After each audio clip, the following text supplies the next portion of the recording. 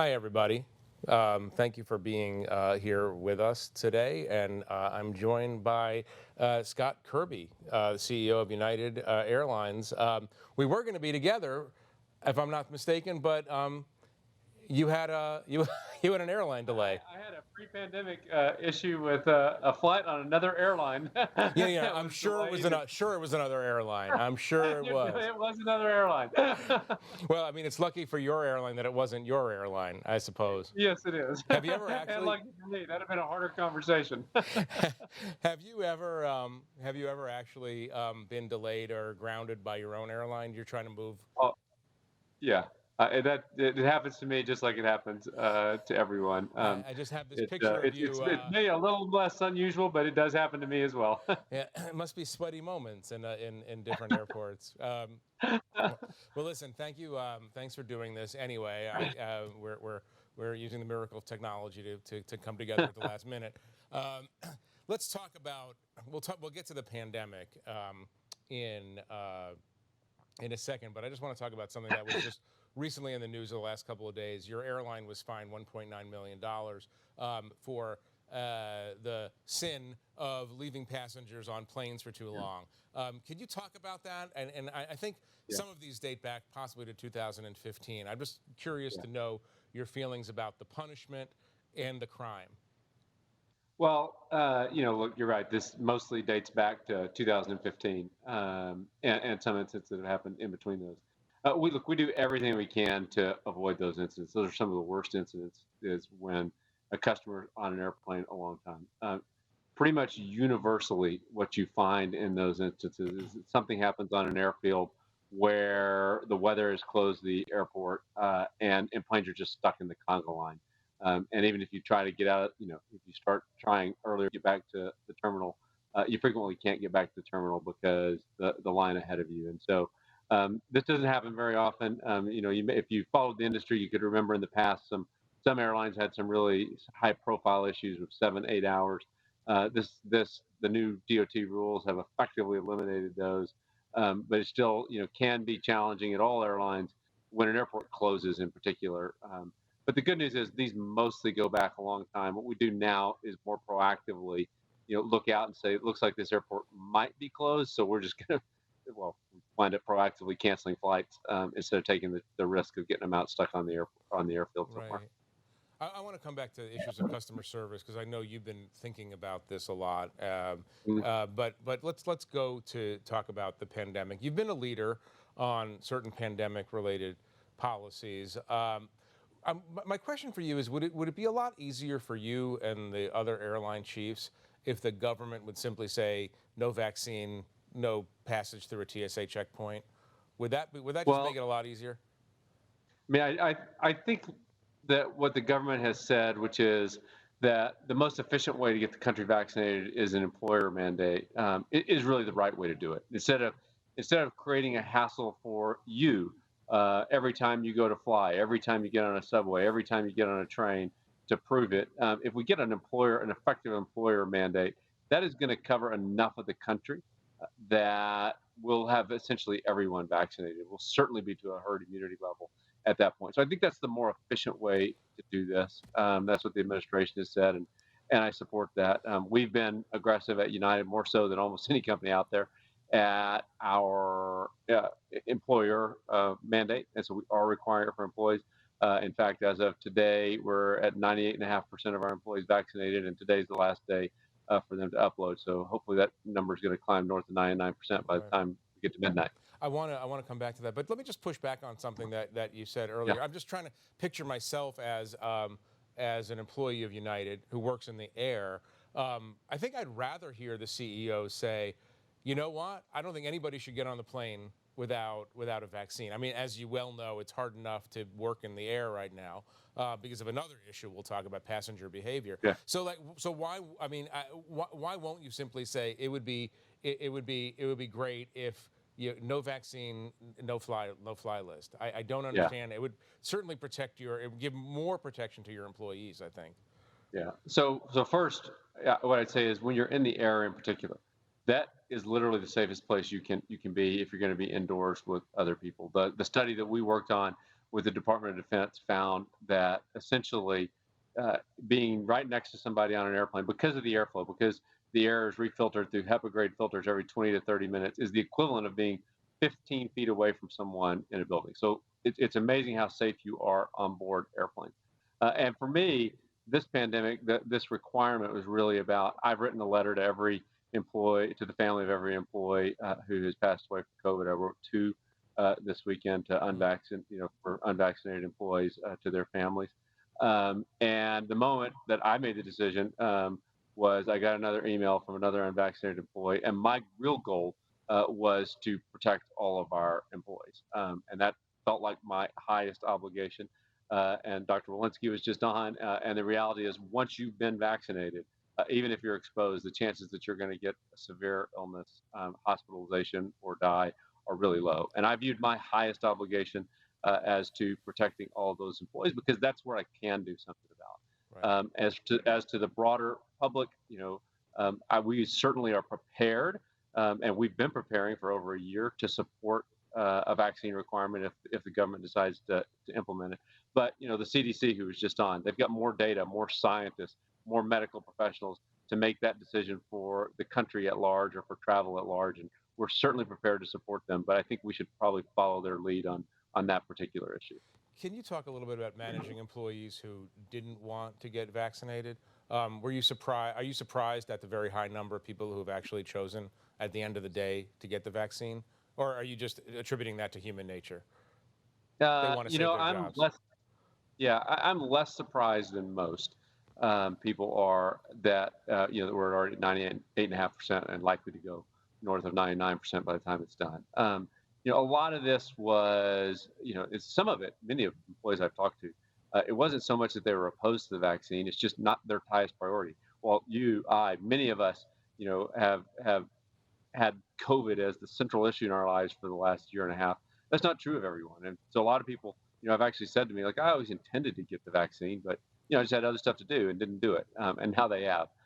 So I've been pleasantly surprised at the reaction from employees, also the cultural change. I have had more employees as I walk through airports tell me how proud they are of United Airlines, I think, than everything in the rest of my career combined over this issue. So those that are thinking about doing it, I don't think you realize how people don't realize how much of a majority of people are out there that really want us to do the right thing, that want us to stand for something. And this has been one of those examples where our employees, by and large, are really supportive of what we've done, doing it together as a team, lots of people talking to each other. And because we were so public with this, it's caused the conversations to happen in break rooms and weekend events where employees might be together with each other, and they've sort of all pushed each other together to get here. And I think that's why we're going to get to north of 99% by the time this is all said and done. Right. Talk about another possible drag on employee morale, the issue of behavior in the air, and what you've specifically done for it. So two-part question. One is, how Yeah. serious is this as a problem? I mean, we see YouTube clips and we see on social media these things. How common is it on your airline in particular? And do you think it's a solvable problem? So I'll start with the second one. I think it is a largely solvable problem, which gets to the first part of the question, which is this really, there haven't been any of these high profile incidents on United. We don't have zero incidents, but it's no different than it was in the pre-pandemic era when our rate is no different than it was before. And that's a testament to our flight attendants, their professionalism, and how we've managed this. We were the first airline to require masks on board airplanes. And we knew at the time, that was controversial at the time. We knew at the time that it was going to create the potential for conflict or for temperatures to rise in the sky. And we never want that to happen. That's the worst place to have conflict or escalating temperatures. And because of that, we created a process. We told our flight attendants, you're not supposed to be the police in the sky. Your job is to tell them, politely, nicely, de-escalate if you can. But if they won't put the mask on, our flight attendants all of our airplanes have these cards on them. They simply give the customer a card that says, if you don't put the mask on, you're going to be banned from flying United for the duration of the crisis. And then it's over. We don't And fight with them. We don't that have them actually argue. gets everybody to go, oh. I It, it, see. it doesn't get everybody to. We've had to ban 700 customers, but it largely works. It gives the flight attendants the tools to de-escalate and deal with it. And because of that, we haven't really, and look, and we worked with the union on it at the very beginning. So we worked together with our unions. Instead of just putting the flight attendants at the tip of the spear, we worked together with them. And they've been an amazing group of professionals. And so while we haven't had zero incidents, we've had far fewer. In fact, our mask incidents are down over 50% since the start of the year. Our team has done a really, really good job. And so, it is a little different on United than I think, at least what I read in the press about other airlines. What do you think is causing these problems to a greater degree at other airlines?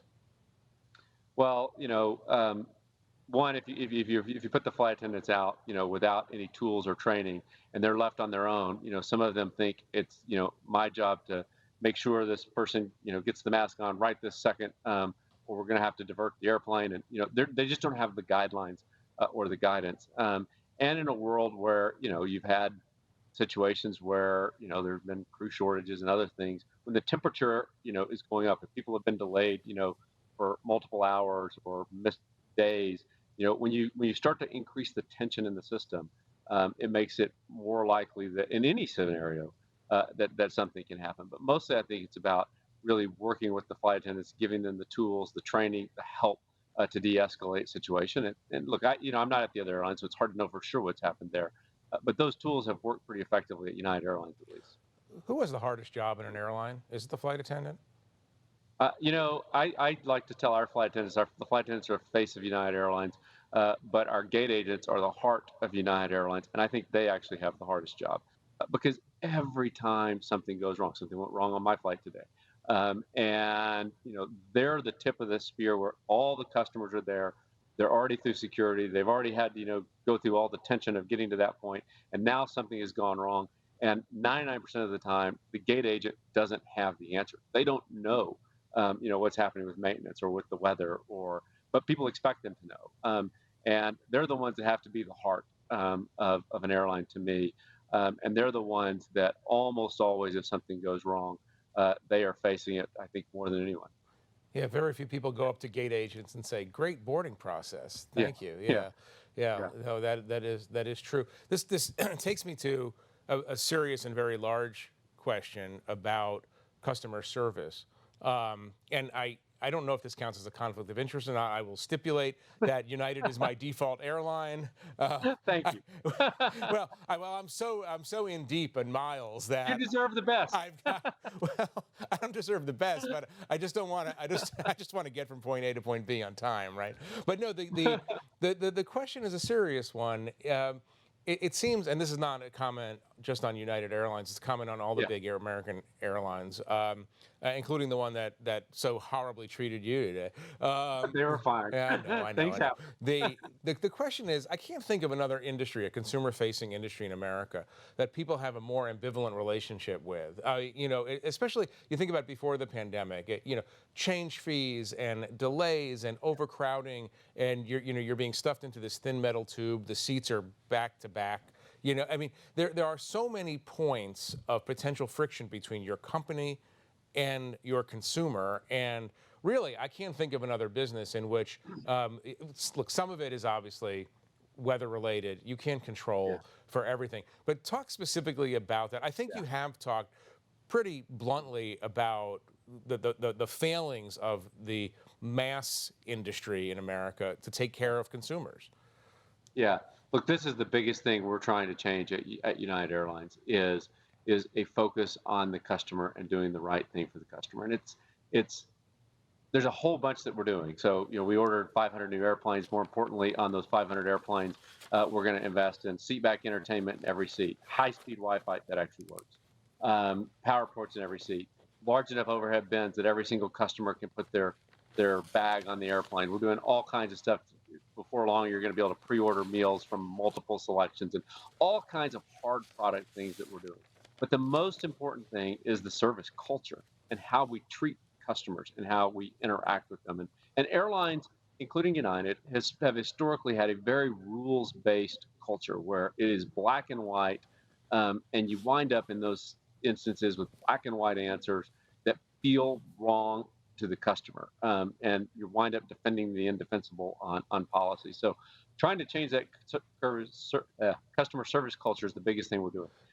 Part of that, by the way, is eliminating some of those odious rules that get in the way of customer service. So you mentioned change fees. I've hated change fees for my entire airline career, and so during the pandemic, United Airlines became the first, large um, network airline in the United States to permanently eliminate change fees. Um, we've got this program called Connection Saver, where we can hold airplanes for as much as 10 minutes to wait for connecting customers. And that is important for all those customers. They care about change fees, they care about their connections. But it's also important for that gate agent who I talked about before. If you've spent your career as a gate agent and you've had a management team telling you you have to slam the door in a customer's face, and that customer comes running up out of breath to the gate, and they say, "Look, the airplane is still there. I see it. Just open the door and let me on. This is the last flight of the day. I'm going to, for whatever important reason." And you're forced to tell them no. And then your management team comes in and says, "We want you to do the right thing for the customer." You think they're full of it because they have been. We can't have policies that get in the way. And so at United, we're changing those. We're trying to encourage our people to do the right thing for the customer. We've had record increases in our net promoter scores, like to a scale that we never even thought was possible. Even in the last month, where we've had at Newark, one of our big airports, one of the two parallel runways has been out of service. And anytime there's weather, that creates all kinds of issues. That team in Newark, with that obstacle, has had their net promoter scores still going up. It's changing the culture to give our employees the confidence that they can do the right thing for customers. That's really going to make the difference. Could you spend 1 minute talking about it's sounds like inside baseball, but my understanding is that it's extraordinarily important in changing a corrosive culture inside an airline. This issue of delay codes. Explain what they are in 30 seconds, and then tell me why you hate them. Yeah. Yeah, I've always hated it. Delay code is every time a flight, this is true at all airlines everywhere in the world that I know of, and it has been for my entire career. Every time a flight is delayed, even by 1 minute, someone gets blamed. Was it the pilot's fault? Was it the flight attendant's fault? Was it the gate agent's fault? Was it the baggage handlers, maintenance? Whatever the issue, someone gets blamed.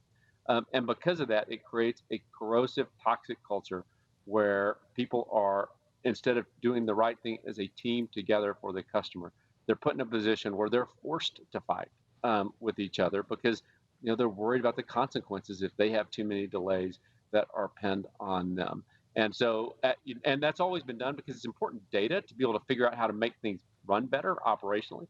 What we've done is our digital team has gotten enough data that we can get all the data we need about what's happening at the larger airline without needing to put employees in a position of on each individual flight saying who's at fault. So we can track the things we need to fix, but we can let them be a team to take care of the customers and do the right thing for the customers. It's another one of those things that is culturally transformational to get them focused on the customer instead of all the other stuff that they don't need to be focused on. Right. It's interesting because the customer does not understand that the airport is actually populated by warring factions or has been populated by warring factions. Well, and they may not be warring factions, but they're nervous of if this flight is delayed. That's why a gate gets slammed in someone's face because a gate agent will look at it reasonably and say, if I don't do this and something else happens, it could get pinned on me. Yeah. And it's the wrong thing to be measuring when what we care about is doing the right thing for customers. There's so much to talk about, and obviously we hope to have you back next year to talk about your green policies and all the rest. There's one question that I do want to end on because I think it's probably an enormous challenge to anyone who runs a global airline. There was a profoundly important incident that occurred late spring in which the president of Belarus forced a Ryanair flight out of the sky because there was a Belarusian dissident on the plane. Ryanair, they sent the Air Force. You have to land. It's a civilian jetliner. My question is, A, is that your worst nightmare? And B, do you have contingencies? I mean, you fly to a lot of controversial places. They're not necessarily all democracies. You're flying over many different kinds of countries. How do you actually, I think that we entered a new universe when that happened. Yeah, that was disturbing. I don't know if it's my worst nightmare, but well, obviously there are millions of nightmares that an airline chief can have. Well, but when I talk about to our board or others when someone asks me about risk, geopolitical risk is always high on the list. Whether it's something like that, or all the places, as you say, that we either fly to or fly over around the world. We're fortunate to have a great team that stays in touch, a security team around the world. We have great work with the U.S. government. Given we fly to almost 100 different countries around the world, and we overfly even more than that as we're going around the globe. The U.S. government, in partnership with allies around the world, gives us very good security information, briefings. So you can't ever say that something like that won't happen. But we tend to have pretty good information ahead of time, and when the world is heating up in a particular region, sometimes we'll stop flying. There have been several times, for example, that we've had to stop flying to India because of some of the countries that we fly over to get to India, and we pause that and we let those customers, we fly them to Frankfurt, and they connect on our partner Lufthansa, who can fly. It's close enough they can fly around some of those places. So we do have a lot of those types of situations where we're making adjustments on the fly to our operation, particularly at United, because we're such a large global carrier. And this is just one quick follow-up. This is a linked question, as you'll see. How dependent is the success of your airline on maintaining good relations with the Chinese government? Well, we're the largest airline to China.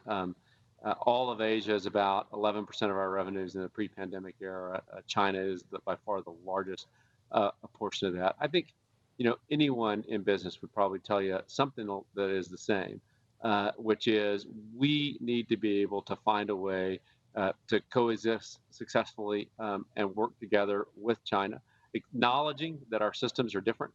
We're not going to have the Chinese system. The Chinese are not going to have our system of government and rules.